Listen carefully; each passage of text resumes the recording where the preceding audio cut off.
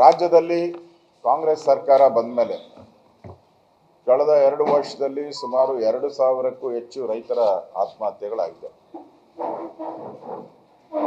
ಈ ಸರ್ಕಾರ ಬಂದ ಮೇಲೆ ಎಲ್ಲೋ ರೈತರಿಗೆ ಒಂದು ಭಾವನೆ ಬರಕ್ಕೆ ಶುರುವಾಗಿದೆ. ಈ ಸರ್ಕಾರ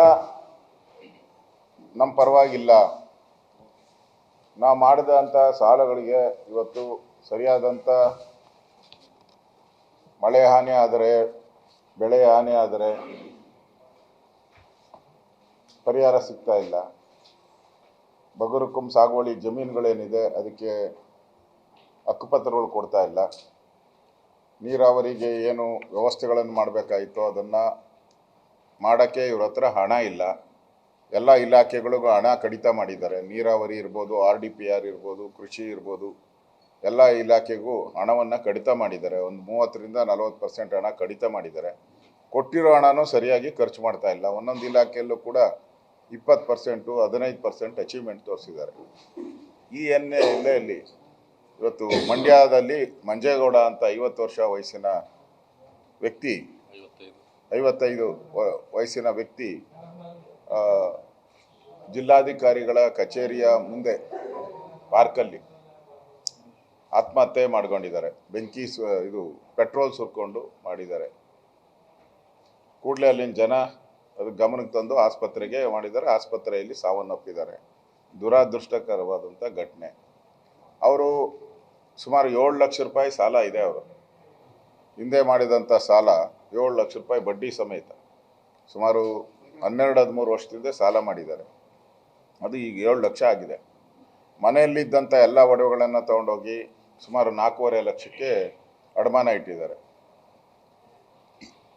ಇಷ್ಟು ಹಣ ಸುಮಾರು 11 ಲಕ್ಷ ಸಾಲ ಮಾಡಿದ್ದಾರೆ. ಮತ್ತು ಅವರು ಬಗರುಕುಂ ಸಾಗುವಳಿಯಲ್ಲಿ ಸುಮಾರು 15-16 ವರ್ಷದಿಂದ ಜಮೀನನ್ನು ಉಳುಮೆ ಮಾಡ್ತಾ ಇದ್ರಂತೆ. ಈಗ ಅಲ್ಲಿ ಹೋಗಿ ಮತ್ತೆ ಉಳುಮೆ ಮಾಡೋಕ್ಕೆ ಹೋದಾಗ ಫಾರೆಸ್ಟ್ ಅವರು ಗಲಾಟೆ ಮಾಡಿದ್ದಾರೆ. ಇದು ಫಾರೆಸ್ಟ್ ಜಮೀನು, ಇಲ್ಲಿ ಬರಬಾರ್ದು ಅಂತ. ನಾನು 17-18 ವರ್ಷದಿಂದ ಉಳುಮೆ ಮಾಡ್ತಾ ಇದ್ದೀನಿ, ನನಗೆ ಬಿಡಬೇಕು ಅಂತ ಅವನ ಡಿಮ್ಯಾಂಡು. ಜಿಲ್ಲಾಧಿಕಾರಿಗಳು ಕಳೆದ 3 ದಿನದಿಂದ ಅರ್ಜಿಯನ್ನು ಕೊಟ್ಟಿದ್ದಾರೆ. ಆದರೆ ಏನು ರಿಪ್ಲೈ ಇಲ್ಲ ಸರ್ಕಾರದಿಂದ. ಇದಕ್ಕೆ ಮನನೊಂದು ಇವತ್ತು ಬೆಂಗಳೂರಿನ ವಿಕ್ಟೋರಿಯಾ ಆಸ್ಪತ್ರೆಯಲ್ಲಿ ಮರಣವನ್ನು ಅಪ್ಪಿದ್ದಾರೆ. ನನಗನ್ಸುತ್ತೆ ಈ ಸರ್ಕಾರಕ್ಕೆ ಎಲ್ಲೋ ನಾಚಿಕೆ, ಮಾನ ಮರ್ಯಾದೆ ಏನೂ ಇಲ್ಲ. ಇಷ್ಟೆಲ್ಲ ಘಟನೆಗಳು ಆಗ್ತಾ ಇದ್ದರೂ ಕೂಡ ರಾಜ್ಯ ಸರ್ಕಾರ ರೈತರಿಗೆ ನೆರವಿಗೆ ಬರುವಂಥ ಒಂದು ಪರಿಸ್ಥಿತಿಯಲ್ಲಿಲ್ಲ. ಒಂದು ಕಡೆ ಉತ್ತರ ಕರ್ನಾಟಕದಲ್ಲಿ ಕಬ್ಬು ಬೆಳೆಗಾರರು ಬೀದಿಗಿಳಿದು ಕಳೆದ 16 ದಿನದಿಂದ ಸ್ಟ್ರೈಕ್ ಮಾಡ್ತಾ ಇದ್ದಾರೆ. ಅವ್ರನ್ನ ಕ್ಯಾರೆ ಅನ್ನೋರಿಲ್ಲ. ಮುಖ್ಯಮಂತ್ರಿ ಆ ಕಡೆ ಸುಳಿದೂ ಇಲ್ಲ. ಜಿಲ್ಲಾ ಮಂತ್ರಿಗಳು ಆ ಕಡೆ ಗಮನನೂ ಕೊಡ್ತಾ ಇಲ್ಲ. ಇನ್ನು ನಾನು ಮತ್ತು ನಮ್ಮ ಛಲವಾದಿ ನಾರಾಯಣ ಸ್ವಾಮಿಯವರು ವಿರೋಧ ಪಕ್ಷದ ನಾಯಕರು ನಾವಿವತ್ತು ಚಾಮರಾಜನಗರಕ್ಕೆ ಹೋಗಿದ್ರಿ. ಅಲ್ಲಿ ಕೆರೆಗಳಿಗೆ ನೀರು ತುಂಬಿಸಿ 2.5 ವರ್ಷ ಆಗಿದೆ. ಹಿಂದೆ BJP ಸರ್ಕಾರ ಇದ್ದಾಗ ಪ್ರತಿ ವರ್ಷ ಕೆರೆಗಳಿಗೆ ನೀರು ತುಂಬಿಸುವಂಥದ್ದು ಕೆಲಸ ಆಗಿತ್ತು. ಸುಮಾರು 213 ಕೋಟಿ ರೂಪಾಯಿ ಹಣನೂ ಕೂಡ ನಮ್ಮ ಸರ್ಕಾರ, BJP ಸರ್ಕಾರ ಇದ್ದಾಗ ಬಸವರಾಜ ಬೊಮ್ಮಾಯಿಯವರು, ಯಡಿಯೂರಪ್ಪನವರು ಹಣ ಕೊಟ್ಟಿದ್ರು. ಈಗ 2.5 ವರ್ಷದಿಂದ ನೀರು ಕೊಡ್ತಾ ಇಲ್ಲ. ಅಲ್ಲೂ ಕೂಡ ಇವತ್ತು ದೊಡ್ಡ ಹೋರಾಟ ಮಾಡಿದ್ದೀರಿ, ಪಾದಯಾತ್ರೆ ಮಾಡಿದ್ದೀರಿ. ಯಾರು ಅಧಿಕಾರಿಗಳು ಒಬ್ಬರೂ ಸ್ಪಂದನೆ ಮಾಡ್ತಾ ಇಲ್ಲ, ಒಬ್ಬ ಮಂತ್ರಿನೂ ಸ್ಪಂದನೆ ಮಾಡ್ತಾ ಇಲ್ಲ. ಕಾಡಾನೆ ಹಾವಳಿಗಳಾಗ್ತಾ ಇದೆ, ಮಾನವ ಮತ್ತು ಮೃಗಗಳ ಸಂಘರ್ಷ ನಡೀತಾ ಇದೆ. ಅದಕ್ಕೆ ಹಣ ಬಿಡುಗಡೆ ಮಾಡಿ ಫೆನ್ಸಿಂಗ್ ಮಾಡಬೇಕಾಯಿತು. ಫಾರೆಸ್ಟ್ ಭಾಗದಲ್ಲಿ ಫೆನ್ಸಿಂಗ್ ಮಾಡಬೇಕಾಯಿತು. ಮತ್ತು ಫಾರೆಸ್ಟ್ ಅಂಚಿನಲ್ಲಿರುವಂಥ ಹಳ್ಳಿಗಳಿಗೆ ಅವರಿಗೆ ಸರಿಯಾದಂಥ ಒಂದು ಸೌಲಭ್ಯಗಳನ್ನು ಕೊಡಬೇಕಾಗಿತ್ತು. ಆ ಸೌಲಭ್ಯಗಳಿಂದ ವಂಚಿತರಾಗಿ ಇವತ್ತು ಒಂಥರ ಬೀದಿಗೆ ಬರೋವಂಥದ್ದು ಕಾಣ್ತಾ ಇದೆ. ಈ ಎಲ್ಲ ಘಟನೆಗಳು ಇವತ್ತು ಕರ್ನಾಟಕದಲ್ಲಿ ಈ ಒಂದು ಆತ್ಮಹತ್ಯೆ, ರೈತರ ಆತ್ಮಹತ್ಯೆ ಆಗಿರುವಂಥದ್ದು ಭಾಳ ದುಃಖದ ಸಂಗತಿ, ಭಾಳ ನೋವಿನ ಸಂಗತಿ. ನಾವು ಕೂಡ ಇಲ್ಲಿ ಮಂಡ್ಯಕ್ಕೆ ಬಂದ್ರಿ. ಜಿಲ್ಲಾಧಿಕಾರಿಗಳು, ನಮ್ಮ SP ಅವರೆಲ್ಲ ಬಂದು ಮಾಹಿತಿ ಕೊಟ್ಟು ಹೋಗಿದ್ದಾರೆ. ಈಗ ಪಾಪ ಅವರೇನು ತಪ್ಪು ಮಾಡ್ತಾರೆ? ಜಿಲ್ಲಾಧಿಕಾರಿ SP ಏನು ಇದರಲ್ಲಿ ಏನು ಪಾತ್ರ ಇರ್ತದೆ? ಆದರೆ ಇದು ಸರ್ಕಾರ ಅವರಿಗೆ ಸ್ಪಂದನೆ ಮಾಡಿದ್ದಾರೆ. ಈ ಪರಿಸ್ಥಿತಿ ನಿರ್ಮಾಣ ಆಗ್ತಾ ಇರಲಿಲ್ಲ. ಇವತ್ತು ನೇರ ಕಾರಣ, ಈ ಸಾವಿಗೆ ನೇರ ಕಾರಣ ಸರ್ಕಾರನೇ.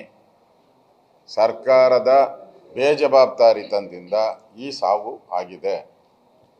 ನಾನು ಈ ಸರ್ಕಾರನ ಕೇಳ್ತೀನಿ, ಇನ್ನೆಷ್ಟು ರೈತರ ಸಾವನ್ನು ನೋಡೋಕ್ಕೆ ನೀವು ಅಧಿಕಾರದಲ್ಲಿ ಕೂತಿರ್ತೀರ?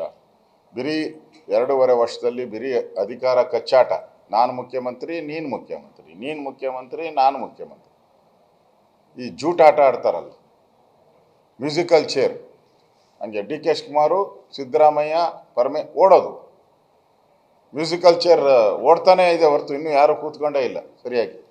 ಈ ಮ್ಯೂಸಿಕಲ್ ಚೇರಲ್ಲಿ ರಾಜ್ಯದ ಜನ ಪಾಡು ಒಂದು ರೀತಿ ಬೀದಿಗೆ ಬರೋ ಪರಿಸ್ಥಿತಿ ಬಂದಿದೆ.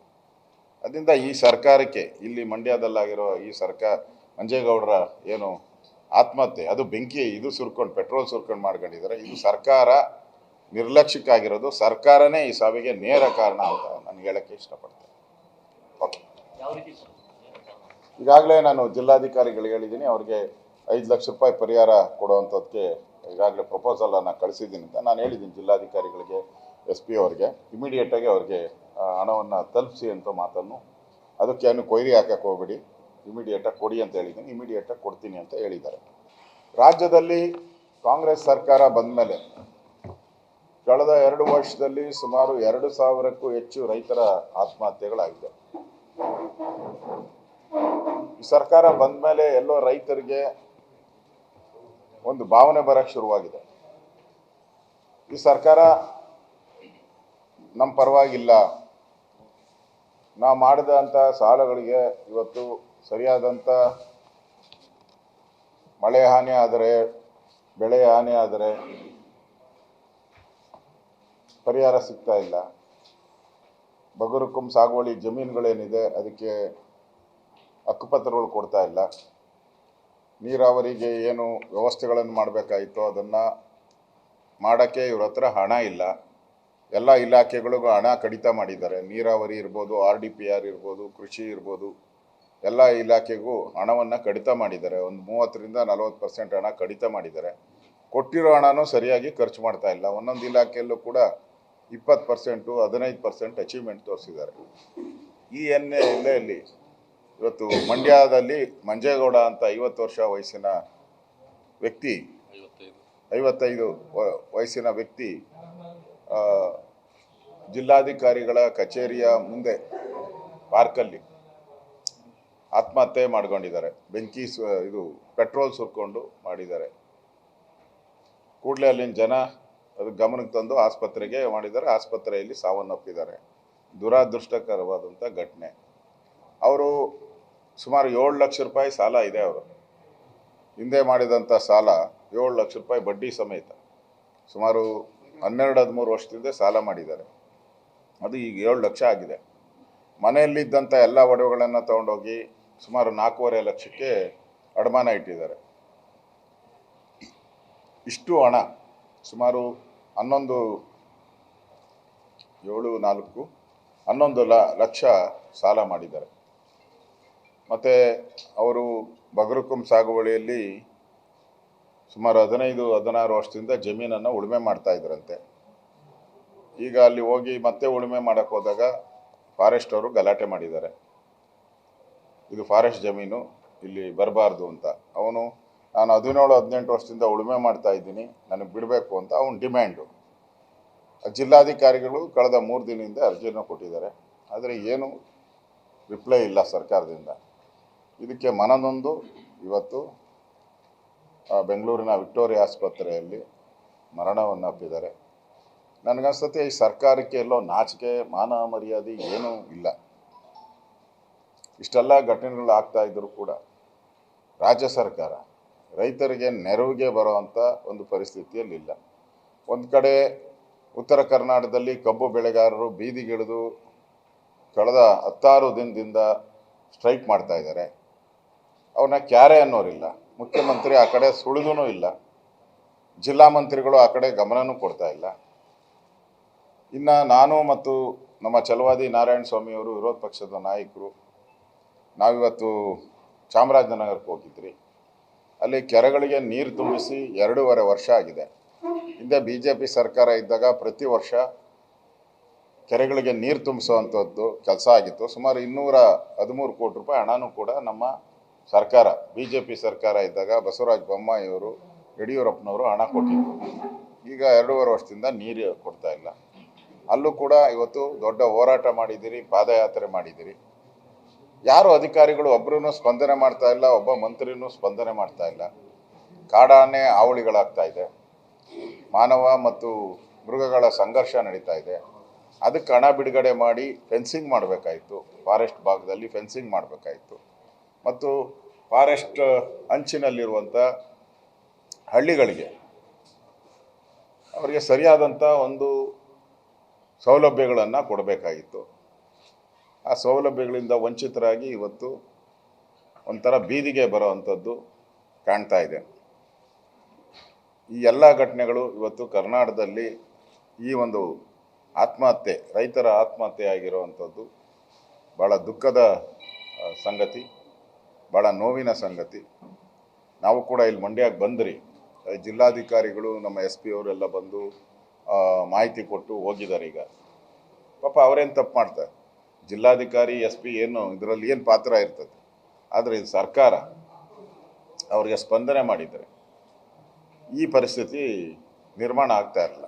ಇವತ್ತು ನೇರ ಕಾರಣ, ಈ ಸಾವಿಗೆ ನೇರ ಕಾರಣ ಸರ್ಕಾರನೇ. ಸರ್ಕಾರದ ಬೇಜವಾಬ್ದಾರಿತನದಿಂದ ಈ ಸಾವು ಆಗಿದೆ. ನಾನು ಈ ಸರ್ಕಾರನ ಕೇಳ್ತೀನಿ, ಇನ್ನೆಷ್ಟು ರೈತರ ಸಾವನ್ನು ನೋಡೋಕ್ಕೆ ನೀವು ಅಧಿಕಾರದಲ್ಲಿ ಕೂತಿರ್ತೀರ? ಬರೀ 2.5 ವರ್ಷದಲ್ಲಿ ಬರೀ ಅಧಿಕಾರ ಕಚ್ಚಾಟ. ನಾನು ಮುಖ್ಯಮಂತ್ರಿ, ನೀನು ಮುಖ್ಯಮಂತ್ರಿ, ನೀನು ಮುಖ್ಯಮಂತ್ರಿ, ನಾನು ಮುಖ್ಯಮಂತ್ರಿ. ಈ ಜೂಟಾಟ ಆಡ್ತಾರಲ್ಲ, ಮ್ಯೂಸಿಕಲ್ ಚೇರ್ ಹಂಗೆ DK ಶಿವಕುಮಾರು, ಸಿದ್ದರಾಮಯ್ಯ, ಓಡೋದು. ಮ್ಯೂಸಿಕಲ್ ಚೇರ್ ಓಡ್ತಾನೇ ಇದೆ ಹೊರತು ಇನ್ನೂ ಯಾರೂ ಕೂತ್ಕೊಂಡೇ ಇಲ್ಲ ಸರಿಯಾಗಿ. ಈ ಮ್ಯೂಸಿಕಲ್ ಚೇರಲ್ಲಿ ರಾಜ್ಯದ ಜನ ಪಾಡು ಒಂದು ರೀತಿ ಬೀದಿಗೆ ಬರೋ ಪರಿಸ್ಥಿತಿ ಬಂದಿದೆ. ಅದರಿಂದ ಈ ಸರ್ಕಾರಕ್ಕೆ, ಇಲ್ಲಿ ಮಂಡ್ಯದಲ್ಲಾಗಿರೋ ಈ ಸರ್ಕಾರ, ಮಂಜೇಗೌಡರ ಏನು ಆತ್ಮಹತ್ಯೆ, ಅದು ಬೆಂಕಿ ಇದು ಸುರ್ಕೊಂಡು, ಪೆಟ್ರೋಲ್ ಸುರ್ಕೊಂಡು ಮಾಡ್ಕೊಂಡಿದ್ದಾರೆ. ಇದು ಸರ್ಕಾರ ನಿರ್ಲಕ್ಷ್ಯಕ್ಕಾಗಿರೋದು. ಸರ್ಕಾರನೇ ಈ ಸಾವಿಗೆ ನೇರ ಕಾರಣ ಅಂತ ನಾನು ಹೇಳೋಕ್ಕೆ ಇಷ್ಟಪಡ್ತೇನೆ. ಓಕೆ, ಈಗಾಗಲೇ ನಾನು ಜಿಲ್ಲಾಧಿಕಾರಿಗಳಿಗೆ ಹೇಳಿದ್ದೀನಿ, ಅವ್ರಿಗೆ 5 ಲಕ್ಷ ರೂಪಾಯಿ ಪರಿಹಾರ ಕೊಡುವಂಥದ್ದಕ್ಕೆ ಈಗಾಗಲೇ ಪ್ರಪೋಸಲನ್ನು ಕಳಿಸಿದ್ದೀನಿ ಅಂತ ನಾನು ಹೇಳಿದ್ದೀನಿ ಜಿಲ್ಲಾಧಿಕಾರಿಗಳಿಗೆ, SP ಅವ್ರಿಗೆ. ಇಮಿಡಿಯೇಟಾಗಿ ಅವ್ರಿಗೆ ಹಣವನ್ನು ತಲುಪಿಸಿ ಅಂತ ಮಾತನ್ನು, ಅದಕ್ಕೆ ಏನು ಕೊಯ್ರಿ ಹಾಕಕ್ಕೆ ಹೋಗ್ಬೇಡಿ, ಇಮಿಡಿಯೇಟಾಗಿ ಕೊಡಿ ಅಂತ ಹೇಳಿದ್ದೀನಿ. ಇಮಿಡಿಯೇಟಾಗಿ ಕೊಡ್ತೀನಿ ಅಂತ ಹೇಳಿದ್ದಾರೆ.